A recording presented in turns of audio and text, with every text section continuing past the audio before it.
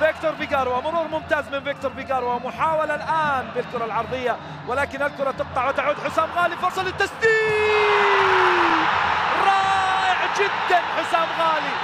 رائع البطل الدولي، هدف أول للنصر، هدف أول للفريق النصراوي بتسديدة ولا أروع، وبهدف من أجمل الأهداف في كأس ولي العهد. الفرحة للفريق النصراوي والفرحة لنجمه وبطل حسام غالي في أول مشاركاته بعد حصوله أيضا على الكأس الأفريقية. ولاحظ الجماهير النصراوية في الشكر لنجمها حسام غالي، أيضا شكر على عطائه والشكر على تميزه، والآن الشكر على التسديدة الرائعة جدا لا يملك فيها الحلول محمد خوجلي، لا يملك فيها أي حل محمد خوجلي، ولكن العتب على المدافعين، العتب على إعطاء الفرصة، العتب على أيضا ماجد فرساني في الخطأ. ومن يخطئ أمام حسام غالي ومن يخطئ أمام هذا اللاعب فعليه أن يتحمل النتيجة بتسديدة ولا ثاني. هذه الإعادة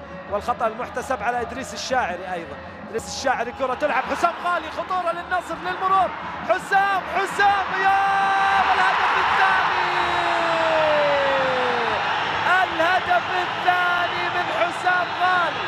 حسام غالي والغالي ثمن فيه يا حسام. ثاني الأهداف بالفرحة الغير عادية لجمهور الشمس في ملعب بريدة بهدف نجح فيه حسام غالي من أكثر من لقطة، بمتابعة بأيضا قتالية كبيرة كانت للفريق النصراوي. والله وحشني زمانك يا نصر، النصر اللي يتقدم الآن بهدفين، والنجاح اللي كان فيه حسام غالي بالمهارة الفردية حاول فيها،